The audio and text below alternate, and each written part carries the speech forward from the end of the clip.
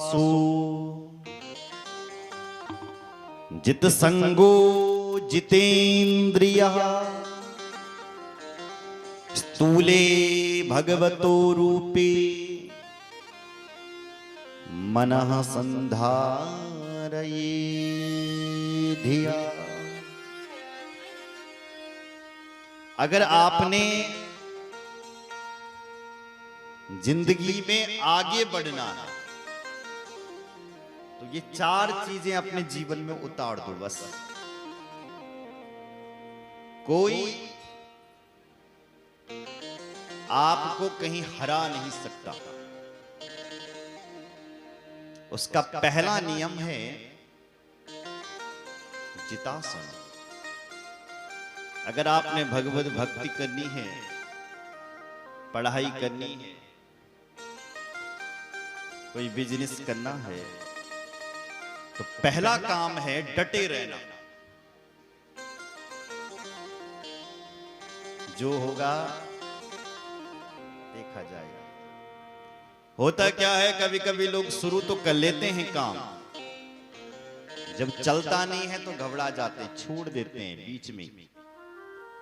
कई संगीताचार्य ऐसे हैं, शुरू में तो सीख लिया और फिर किरकिरा हो गया तो छोड़ दिया, लेकिन जो उस स्थिति से आगे बढ़ जाते हैं वो महान बन जाते हैं। और जो पीछे रह गए डटे रहना है। ऐसे ही भगवान का भक्त बनना है, भगवान की भक्ति करनी है, तो पहला सूत्र बता रहे हैं जितासन। एक आसन पर बैठना सीखो। उसके बाद जितश्वासो, श्वास पर नियंत्रण रखो। हमारा जो ये मन है ना, मन बड़ी यो मन बहुत पापी छे। मन का कोई भरोसा नहीं, अभी क्या सोच रहा है, थोड़ी देर में क्या सोच रहे, इसका कोई पता नहीं। जिंदगी में आपने कोई भी काम करना है, अभी आपने सोच लिया मुझे ये काम करना है, और थोड़ी देर में हमारा मन बदल गया, अब मैं निकल। तो उसके लिए चाहिए कि अपने मन को नियंत्रण रखने के लिए कहते हैं योग करना चाहिए।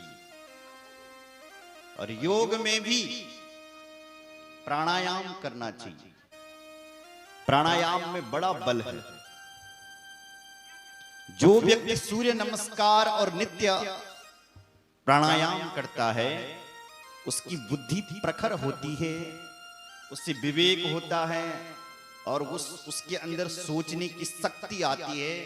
क्या गलत है, क्या अच्छा है, क्या बुरा है, क्या सही है। उसकी बुद्धि काम करने लगती है, उसका मन एकाग्र रहता है। जो नित्य योग करता है, जो प्राणायाम करता है। बोलो जय सिया राम। जय श्री राम। इसलिए पहला जितासनो, उसके बाद जितश्वास। इस पर भी कंट्रोल करना बहुत जरूरी है। तीसरी बात जितेन्द्रिय। जितासनो जितश्वासो जित संगो जितेन्द्रिय।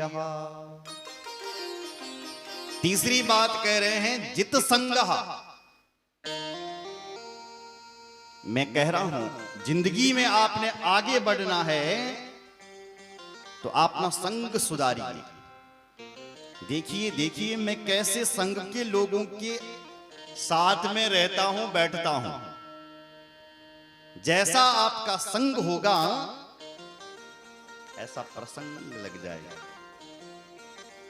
अगर तुम ऐसे लोगों के साथ रहते हो जो 8 बजे उठता खड़ा, जब सूर्य भगवान एक तब उठ,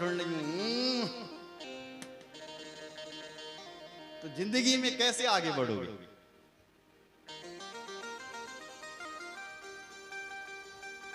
जब घाम मोड़ लगी तब हमारा आंख खुल लगी। कैसी लक्ष्मी आई? तब तो लक्ष्मी नहीं, लक्ष्मी की जो बहन है दरिद्रता, ये भी समुद्र मंथन से ही निकली है। इसका नाम हर कोई नहीं लेता। तब तो दरिद्रा आ जाएगी।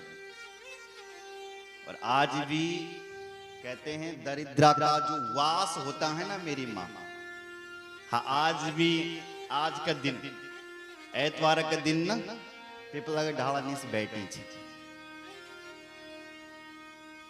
दरिद्रता। कार्तिक महात्म्य में किताब आती है, उसमें ये विवरण लिखा गया है। ऐतवार के दिन दरिद्रा देवी पीपल के पेड़ के नीचे अपने पति को रिझाने के लिए बैठी हुई है। और आज के दिन, ऐतवार के दिन वो नृत्य करती है ताकि मेरा पति जो दुसाह मुनि है वो मेरे पास आ जाए और मुझको यहां से ले जाए। तभी तो लोग ऐतवार के दिन पीपल के पेड़ के नीचे नहीं जाते। ये कहानी अगर समय मिलेगा तो हम आगे आपको विस्तार से सुनाएंगे कि क्यों शनिवार को पूजा होती है तो क्यों ऐतवार को नहीं। इसलिए जित संगो, अगर आपने भगवान का भक्त भी बनना है तो भी आपका संग अच्छा चाहिए। और यदि आपने जिंदगी में आगे बढ़ना है तो भी आपका संग अच्छा चाहिए। क्योंकि जैसा संग बंधु तनवल पर संग लगो। इधर देखो मेरी ओर, बोलो जय सिया राम। जय सिया राम। बीड़ी पीने वाले के संग में रहोगे तो बीड़ी पीना सीख जाओगे। तमाकू वाले के संग में रहोगे जो तमाकू के व्यंग, अगर तुम तक दगड़ी रहला तो तुम्हार मन में करो कनोई पैण लगे। तुम भी बन जाओगे तमाकू वाले। नेताओं के संग में रहोगे तो धीरे धीरे तुम भी सोचोगे हो ये 3 बार बन गया, जरा हम भी विधायक बनकर देखते हैं। यहां तो बड़े ठाठ है, सब कुछ फ्री मिल रहा है यार, सब कुछ फ्री। आपके मन में भी लालसा आ जाएगी अगर तुम नेताओं के संग में रहोगे। नेतागिरी चुटकियों में आ जाएगी। चोरों के साथ रहोगे तो चोरी करनी आ जाएगी। क्योंकि जैसा संग होता है ऐसा प्रसंग लगता है। अगर आप महान लोगों के साथ रहोगे तो आप भी एक दिन महान व्यक्ति बन जाओगे। अगर ऐसी आप भगवत भक्तों के साथ में रहोगे तो हमारे अंदर भी एक दिन सुनिश्चित भगवान की भक्ति आ जाएगी। और मैं आपको एक बात बता दूं, आपसे जो छोटा है ना, बोलो जय सिया राम। जय सिया राम। उसके साथ कभी मत रहो। आपसे जो कलाकार छोटा है ऐसे कलाकार के साथ मत रहो। आपसे जो महान कोई है उसका संग करो। यदि आपने साल भर में ऐसे महान व्यक्ति का संग कर दिया जो आपसे महान है तो एक छठवें महान साल भर में आप बन जाओगे। ये 100 गारंटी है। अगर आप नेता हो तो किसी एक महान, 5 महान नेताओं से मिल लो साल भर में, एक 5 लोगों से ऐसे जो आपसे महान हैं, मैं कहता हूं साल भर में छठे एक महान व्यक्ति आप बन जाओगे। अगर आप किसी दिव्य भक्त के साथ रहेंगे आप भी एक दिव्य भक्त बन जाएंगे। बोलो जय सिया राम। जय सिया राम। और मैंने ये क्यों कहा कि छोटों के संग में मत रहो जो आपसे कम है, क्योंकि इसका प्रमाण रामचरितमानस है। जो केकई थी ना, उसने किसका संग किया? मंथरा का। राम जी के लिए वनवास हो गया। अगर आप सेवक का संग करते हो, आपसे जो छोटा है तो वो आपको गर्त में लेकर अपने आप तो जाएगा ही, आपको भी लेकर के जाएगा। इसलिए शास्त्र कहते हैं अपने से छोटों के संग में मत रहो। जो आपसे महान है, बुद्धिमान है, आपसे जो एक क्लास ज्यादा है, ऐसे व्यक्ति का संग करो। और केकई की तरह महारानी होते हुए एक दासी का संग कर रही है तो राम जी के लिए वनवास हो गया। देखो, अगर नहीं करती दासी का संग तो राम के लिए हो सकता है वनवास ना होता। केकई के लिए तो राम के मन में बहुत प्रेम था। भगवान राम को यदि वनवास हुआ है तो उस कुबड़ी की वजह से, उसके संग ने राम को वनवास भेज दिया। संग भी करना है तो अपने से बड़े व्यक्ति का संग करो। अपने से एक महान व्यक्ति का संग करो। कथा कह रही है आपके जीवन को धन्य कर देगी।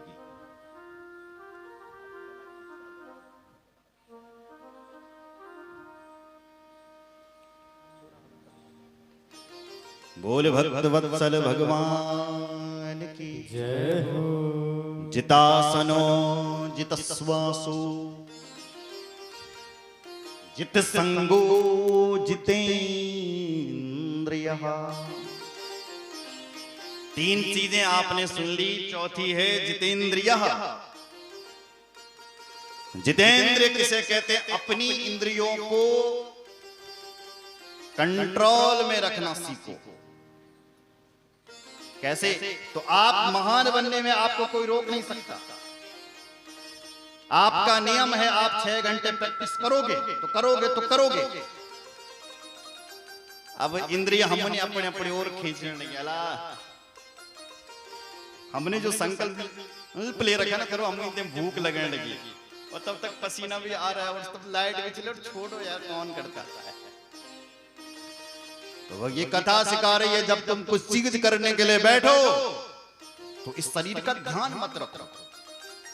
जो लोग शरीर का ध्यान रखते हैं वो फेल हो जाते हैं, और जो शरीर का ध्यान नहीं रखते, बिल्कुल लगे हुए रहते हैं, अड़े हुए रहते हैं, वो अपनी जिंदगी में पास हो जाते हैं। और जो इंद्रिय का बसमा भागी, ये शरीर तो मिट्टी है और इसने तो एक दिन मरना है। 100% है कि ये एक दिन जलेगा, ये सबका जलेगा, मेरा हो, आपका हो, किसी का भी हो। इसलिए इस शरीर से जितना हो सके मेहनत करो, खपा दो इसको। देखो, अगर तुम इसको खपा दोगे तो ये शरीर की पूजा होगी फिर। और ये नहीं यदि बचे ही तो रख ला तब कुछ नहीं बना। शरीर को गर्त में डालने वाली है तो हमारी इंद्रियां हैं। इंद्रियों के वजह से ही हमको हर जगह मार खानी पड़ती है। बोलो जय सिया राम। जय सिया राम। आंखें कभी कभी, समय सुबह 7 बजे का है, आंखें कभी कभी खुलती नहीं है, तो आंखों ने कर दिया ना हमें अपनी बस में। हम आंखों के बस में हो गए। क्यों? क्योंकि हमारी नींद नहीं खुली, अब डांट पड़ रही है। किसको? शरीर को। इसलिए जितेंद्रियः, अगर अपनी इंद्रियों को अपने बस में रखोगे तो कोई आपको पीछे हटाने वाला नहीं। हमारे ये पैर ये वहां चले जहां हम जाना चाहते हैं, ये हाथ वो काम करे जो हम करना चाहते हैं, ये आंखें वो देखें जो हम देखना चाहते हैं, ये जिह्वा वो खाए जो हम खाना चाहते हैं, सुन रहे हो? ये कान वो सुने जो हम सुनना चाहते हैं। मतलब हमारी जो इंद्रियां हैं वो हमारे बस में रहे तो आप महान बन जाओगे मेरी मां। यदि हम जो इंद्री का बस में रहे बल तो फिर बहुत पछताओगे। बोलो जय सिया राम। जय सिया राम। इसलिए जितेंद्रिया आगे लिखा है स्थूले भगवतो रूपे मनः संधारये धिया। फिर आपको मनुष्य का शरीर मिला हुआ है, फिर उस भगवान का स्थूल ब्रह्म का चिंतन करना चाहिए। एक भगवान सूक्ष्म, एक स्थूल। एक भगवान ये हैं जो मंदिर में बैठे हैं, और एक भगवान ये हैं जितनी भी ये तुम्हें धरती दिखाई दे रही है ना, ऐसा समझना चाहिए कि ये भगवान का विराट स्वरूप है। ऐसा समझो। महात्मा लोग क्या समझते हैं? यही तो समझते हैं, वो यही समझते हैं। ये जो हिमालय दिखाई दे रहे हैं ना तुम्हें, ऐसा अनुभव करो ये भगवान का मुकुट है जो हिमालय है। और उन हिमालयों से जो नदियां बह रही है, ऐसा अनुभव करो कि ये भगवान की नाड़ियां है।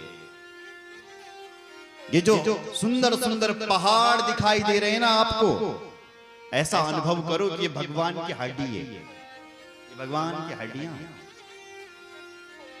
ये जो बड़े बड़े पेड़ सुंदर आपको दिखाई दे रहे हैं, ऐसा अनुभव करो कि भगवान के रोम हैं। इस प्रकार से उस परमात्मा का चिंतन करना चाहिए, तब उसकी कृपा का हमें अनुभव होगा। बोलो जय सिया राम। जय सिया राम। परमात्मा ने हमारे लिए सारी व्यवस्था बनाई हुई। भगवान की व्यवस्था में कोई कमी नहीं है। बोलो जय सिया राम। जय सिया राम। अगर कोई कमी है तो बताओ। भगवान ने मनुष्य को एक ही बार बनाया था और फिर दोबारा बदला नहीं। एक बार जो बना दिया सो बना दिया, और तब से बढ़िया चल रहा है मनुष्य। बताओ, आंख जहां लगानी थी लगा दी उस समय, अब चेंज नहीं होगा। बोलना क्या उस परमात्मा की रचना भी क्या है। जरा हो सकता है आंख को पीछे लगा लेता, लेकिन गजब की कलाकारी है रे तेरे पास कि तूने आंखें भी सही जगह पे लगाई है, बदलने की जरूरत नहीं है। तूने नाक भी सही जगह पे लगाया है, दांत भी सही जगह दिए हैं, कान भी सही जगह दिए हैं। जितने भी वैज्ञानिक हैं मैं आपको बता दूं, उन्हें वैज्ञानिकों में सबसे बड़ा भगवान है। ये वैज्ञानिक तो फेल हो जाते हैं प्रभु के सामने। ये इस साल कुछ कर रहे हैं, दूसरे साल फिर उनको गलती आ गई, अरे ये हमने ऐसा करना था, ऐसे से करो जरा तब चलेगा। लेकिन भगवान की जो कलाकारी होती है वो महान होती है। बोलो जय सिया राम। जय सिया राम। इसलिए उस परमात्मा पर भरोसा करना सीखो कि वो सबका भरण पोषण करने वाला है। जो उसने दिया है सही दिया है, जो वो करता है सही करता है, और जो वो करेगा वो भी सही करेगा।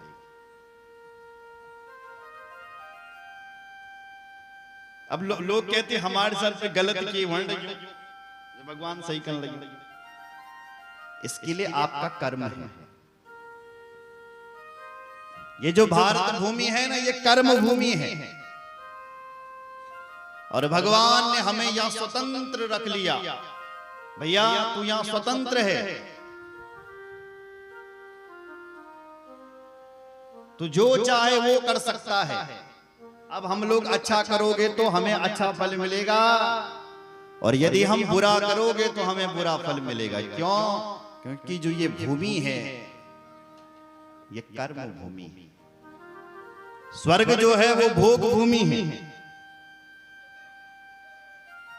स्वर्ग में तो लोग भोग करने के लिए जाते हैं, जो हमने पुण्य किए हुए हैं उन पुण्यों को उड़ाने के लिए। जैसे आपके पास पैसा ज्यादा हो गया, तुम घूमना चाहता, जाओ घूमने के लिए, बड़े बड़े होटलों पे रहो, पैसा खत्म तो आगे फिर वापस। यही हाल है स्वर्ग का। जब तक हम गम जो लोग स्वर्ग की कामना कदब, जब तक तोंगम पुण्य, तब तक तो वो स्वर्ग में रहते हैं। लेकिन जब पुण्य जब खत्म हो जाए तो छीणे पुण्य मृत्युलोकम, मृत्युलोक में आ जाते हैं। न जाने क्या बनते, कुछ भी बन सकते हैं। हमारे यहाँ 84 लाख योनियां हैं और इन 84 लाख योनियों में हम लोग कुछ भी बन सकते हो। जैसा हमारा कर्म होता है, कर्म के अनुसार हमें फिर जन्म मिलता है। बोलो जय सिया राम। जय सिया राम। सुना है आपने 84 लाख योनि? इधर देखो मेरी ओर, ये जो तुम्हें पेड़ पौधे दिखाई दे रहे हैं ना, इनकी जो योनि है ना, जितने भी पेड़ पौधे हैं 20 लाख योनियां हैं पेड़ पौधों की। जल में जो कीड़े मकोड़े रहते हैं उनकी जो योनि है 9 लाख योनि है। जो जल में कीड़े मकोड़े रहते हैं 9 लाख योनि, 20 वर 9 29, 11 लाख योनि है कृमि की। सूखे में जो कीड़े मकोड़े रहते हैं उनकी योनि है 11 लाख, 29 और 11 40, 10 लाख योनि पक्षियों की है। जितने भी पक्षी सुनाए और देखे पड़ते हैं इनकी जो योनि है वो 10 लाख है। कितने हो गए? 50, 30 लाख योनि पशुओं की है। जितने भी पशु सुनाई पड़ते हैं, दिखाई पड़ते हैं, उनकी जो योनि है वो 30 लाख है। कितने हो गए? 80, 4 लाख योनि बानरों की है, 84, और 1 योनि मानव की। हम जो मानव बने हैं ना, चाहे स्त्री बनो चाहे पुरुष बनो, जो मर्जी कर्म के अनुसार बनोगे। इसलिए हमें जो ये मनुष्य का शरीर मिला हुआ है ये बड़ा दुर्लभ है। दुर्लभो मानसो देहो देहिनां क्षण भंगुरा। इसलिए तो कहते हैं ए मनुष्य, त्वेनी जो शरीर पर मिल्यू बड़ा दुर्लभ। दुर्लभ इसलिए है कि मनुष्य के पास समझ है क्या अच्छा क्या है, बुरा क्या है, ये कौन जानता है? मनुष्य। पशु नहीं जानता, बंदर थोड़ी जानता कि यू गलत यू सही, भैंस तो नहीं जानती। सबसे बड़ी बात मनुष्य की यह है कि भगवान ने हमें बुद्धि दी है और इस बुद्धि से हमको पता चलता है। मन दिया है, चित्त दिया,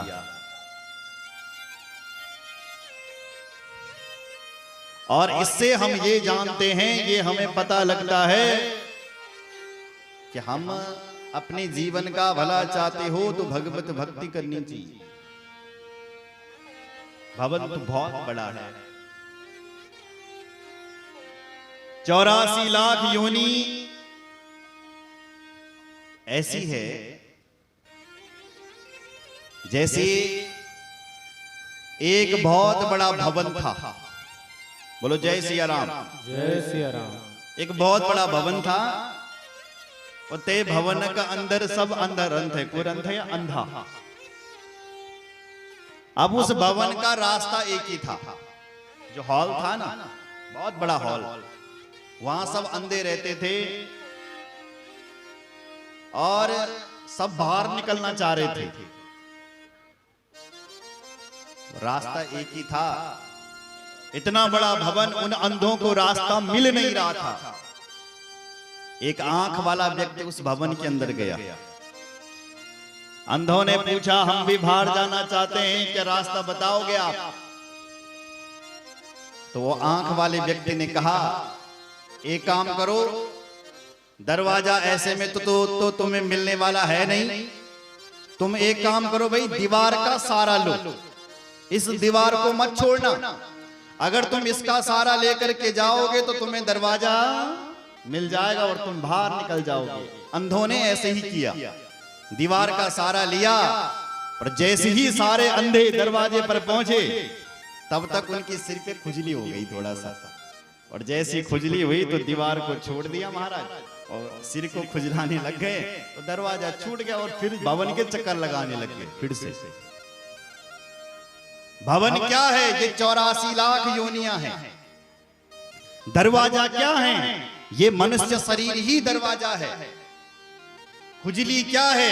हमने अपने जीवन में जो भोग करना है, हम लोगों को जब 84 लाख योनियों के बाद घूमते घूमते जब ये मनुष्य का शरीर मिलता है तो हम घर गृहस्थी में ही लग जाते हैं। हमें जन्म मिल गया, अब पढ़ो लिखो, फिर नौकरी की चेष्टा करो, कहीं लगती है तो ठीक, नहीं तो शुरू करो कुछ काम, उसके बाद ब्याह करो, फिर बच्चे पैदा करो, न जाने इसी चीज में हम लग जाते हैं। और हमें मरना है, अपना उद्धार करना है, हमारा जो ये मनुष्य शरीर है ये बहुत बड़ा कीमती है, हम लोग भूल जाते हैं और भूलते भूलते मर जाते हैं।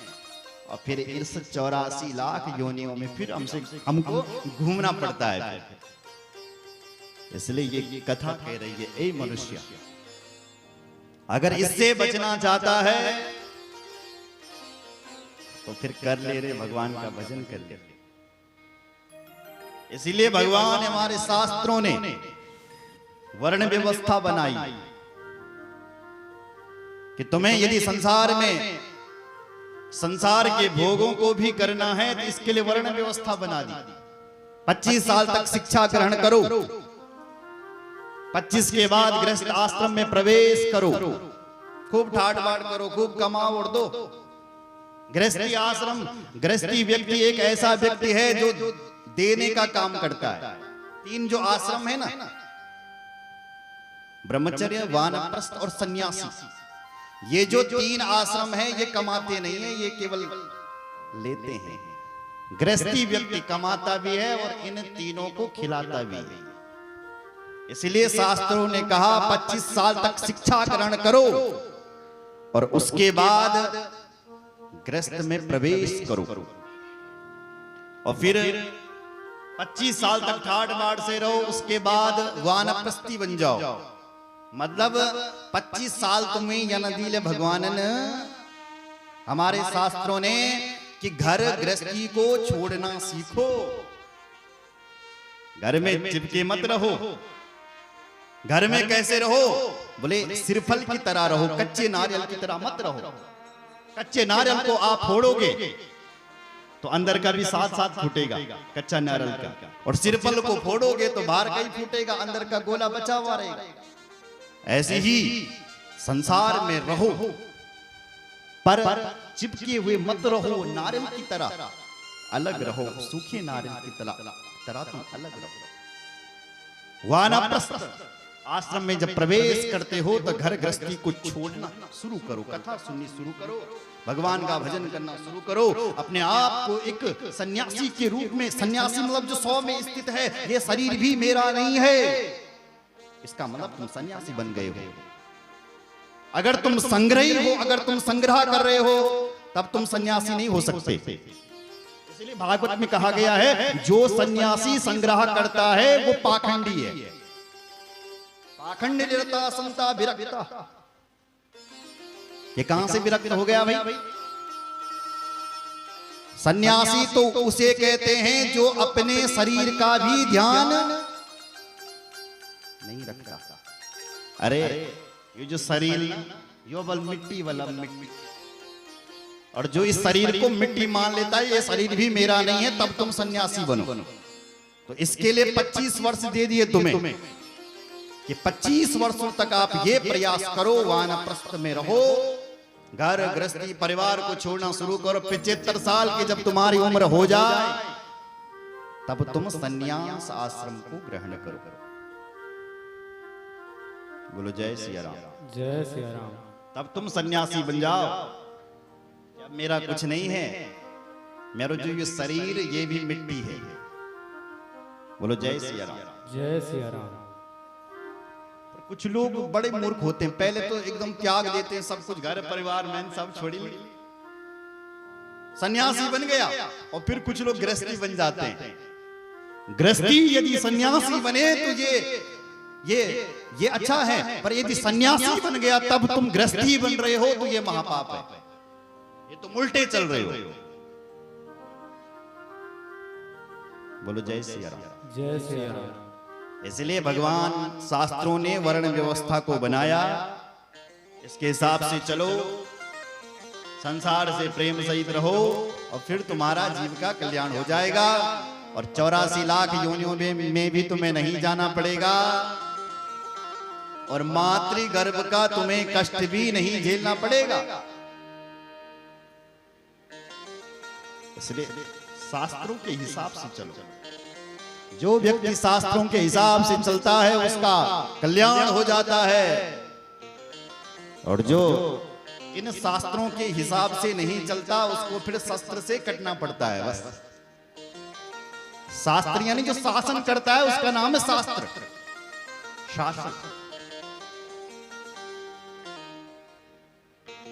अगर उसके हिसाब से चलोगे तो कल्याण हो जाएगा, अगर नहीं चलोगे तो उसके लिए भगवान ने फिर नरक बनाया है। अब प्रशासन, सरकार ने कह दिया, प्रशासन नियम बनाए, प्रशासन ने नियम बना दिया, बाहर लॉकडाउन लगाया, घर से बाहर मत निकलो। देखो जरा, सोचो, ये तो तुम्हारे सामने ही हुआ 2020 में। प्रशासन ने कह दिया बाहर जाओगे तो डंडा खाओगे।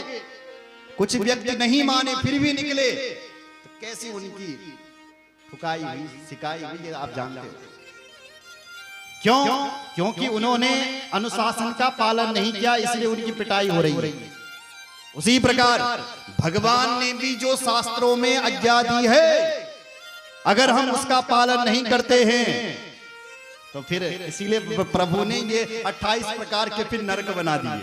चलो भाई, तुम अब कहना नहीं मानोगे, हमारे हिसाब से नहीं चलोगे, तो जन पुलिस के कर तुम ठुकाई, क्योंकि उन्होंने प्रशासन का कहना नहीं माना। उसी प्रकार जो शास्त्र का कहना नहीं मानते हैं, जो शास्त्रों ने शासन लगाए हैं, फिर उनकी नरकों में कुटाई होती है बुरी तरह। और तब 84 लाख योनि, तब मातृगर्भ में कष्ट, और फिर संसार में जन्म। जैसे उससे बचना चाहते हो तो सीधा सा मतलब है कि शास्त्रों के हिसाब से चलो और हमारा कल्याण हो जाएगा। बोलो जय। जय सिया राम। जिंदगी बहुत छोटी, इसलिए भगवान का नाम भजना चाहिए। आइए कैसे भजें, एक भजन। बोलो सद्गुरु भगवान की, रामचंद्र भगवान